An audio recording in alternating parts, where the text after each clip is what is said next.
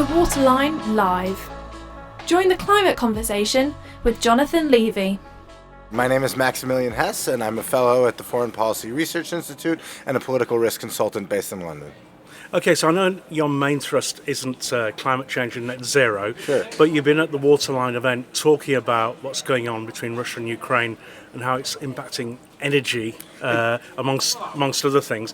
What are the sort of the top level things from your perspective? Certainly. Well, I think that what we're seeing going on with Russia right now is a full-blown economic war. And the key sort of lever that the Russians have over the West in particular are energy politics. So what I've been trying to bring to the table here and discussing with all of the other wonderful panel participants is the relationship between that energy geopolitics and the move to the net zero transition. And one of the points that I particularly harp on, so to speak, is that we are going to continue to see energy used as a weapon so long as we're dependent on these kind of commodity resources, whether it was oil in the past or gas in the future. And so that this is another reason why it is so important that we look to move towards building these kind of domestic clusters, exactly like is being done here in the Humber, that say, okay, we want to be net zero, we want to be energy self-sufficient, and that has not only environmental benefits and rationale for doing it, as well as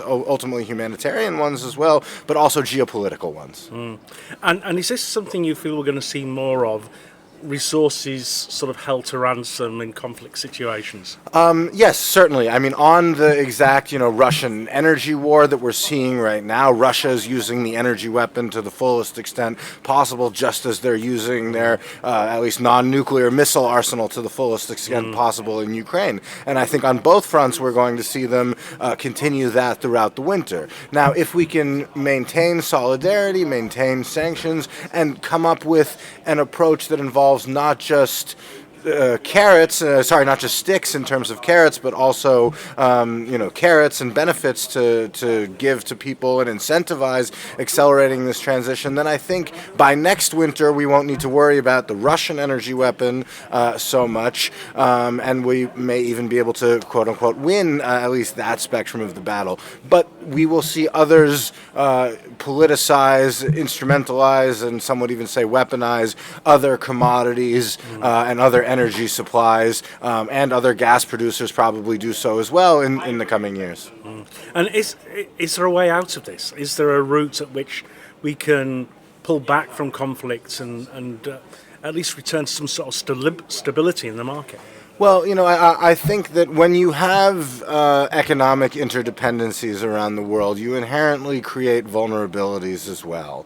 But creating economic interdependencies and trade are key ways to growth and key ways to bring a rising tide that lifts all ships. So, one could go and say, okay, we'll insulate ourselves from this entirely by creating an entirely, domestic market, but then you end up in a North Korea type position, and that doesn't do anybody any good. But I think that really the move to net zero is one that has a geopolitical impetus as well, because by creating structures where we're less dependent externally, where we can produce our own energy domestically, where we do so without having to use the same kind of resources, whether that be wind, solar. I think nuclear has a role in the mix too, but of course then uranium supply will also be important. But the more we can become resilient and the more we can protect ourselves from external shocks through things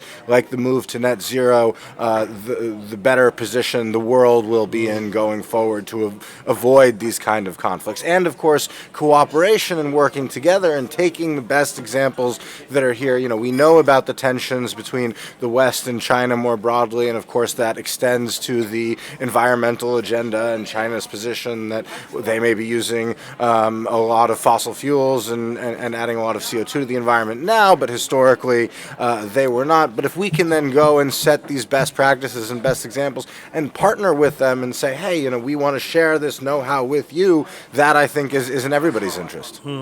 But do you think Putin is just going to hunt for alternative markets as Europe weans itself off dependency? the thing is Hunt is the wrong word. Hunt sounds like he has agency, right? And that he can go and choose his prey. Whereas I would say right now, Russia is a, hunting reserve of cheap commodities, and the countries out there that can go and hunt for them there because they don't impose sanctions, whether that be India or China, they will go and do so. But we haven't seen Beijing align itself with Putin's attempts to essentially destroy the international order, because China feels that it should be atop the international order rather than, say, the United States. But overall, the structure of it is what has enabled its growth and is something that it wants to continue going forward. So, the tragedy, but also one of the positives in this context is that, it is Putin who has these really kind of wanton and revanchist beliefs, and I don't mean to sound entirely dovish about China. There is a competition for international influence and power going on there, and that will be an overlying trend regardless of what happens in the immediate Ukraine conflict. But I think that China sees Russia's wanton aggression as more of a threat than an opportunity to its efforts, and that may at least open up an area where we can cooperate with them in at least the short term. I was going to say, is this something that's just going to rumble on and on and on, or is there a need for some sort of face-saving opportunity to draw a line under this? A lot of people, including some who don't normally comment on these issues, like Elon Musk, recently have come out and put forward their proposals for a peace plan. I think, one of the problems is that no one can have any real faith in Putin that he will adhere to one anymore. He had said many times he respected Ukrainian sovereignty. There is an agreement dating back to the early 1990s, the Budapest Memorandum, in which Russia not only said it would respect Ukraine's borders, but guaranteed them. It's now been 8 years since the annexation of Crimea. So, if Putin survives this round, I worry that he will come again. That being said, of course, the destabilization of the regime within Russia and the potential ripple effects that has on the country will have their own threats to the international order.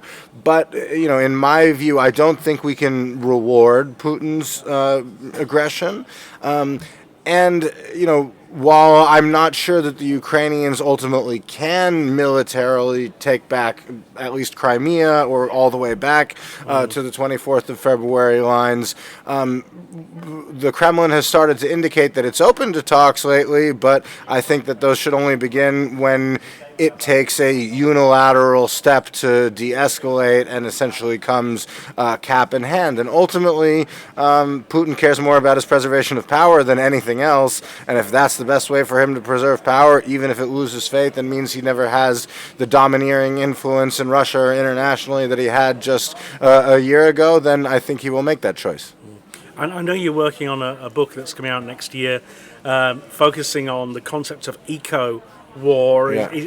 Is this really at the basis of most conflicts anyway, but more so going forward? Well, yes, well, thank you for bringing that up. The book is titled Economic War, Ukraine and the Global Conflict Between Russia and the West, and it aims to tell the story of how we went from a series of sanctions and, but actions that had relatively minor economic impacts around the world in 2014 when Russia first responded aggressively to a pro-Western revolution in Ukraine and annexed Crimea, to now a situation where Putin's dramatic escalation on the 24th of February of 2022, earlier this year, that led to a response that really has affected the whole world, right? Whether you're in Pennsylvania or in Pakistan or in Perth, your gas bills have been affected by this. And I think that, the story of that really is one of competition for resources, pipelines, and economic networks around the globe, whether it be Russia's investment into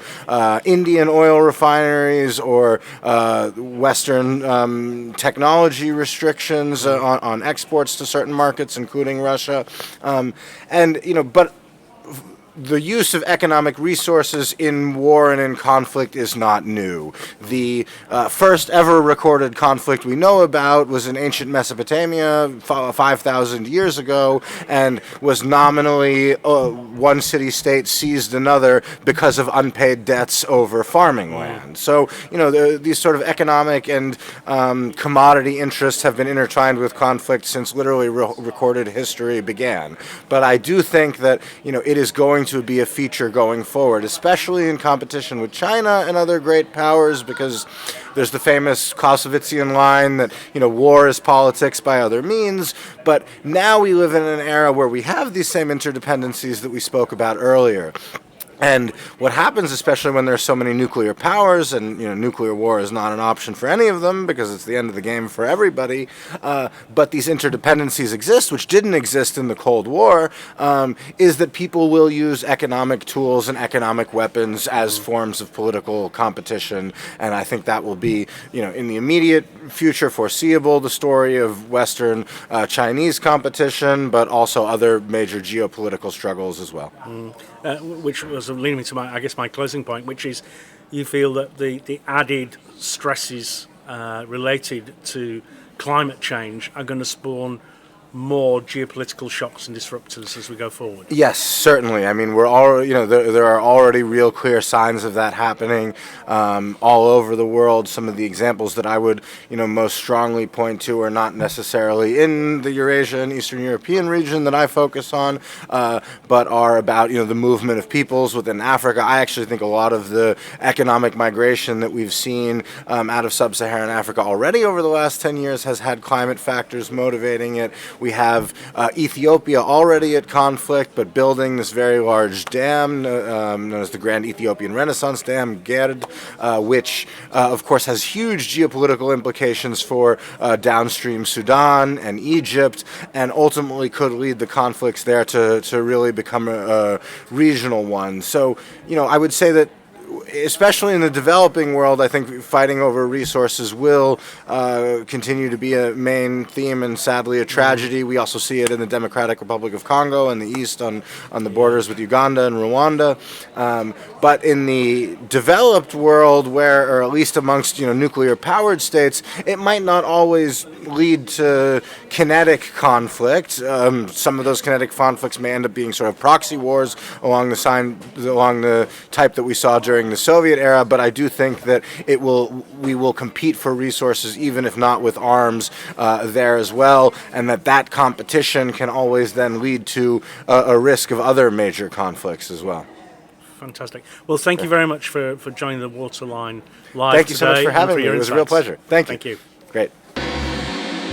Join the climate conversation with Jonathan Levy, a Blue Aurora media production for Marketing Humber.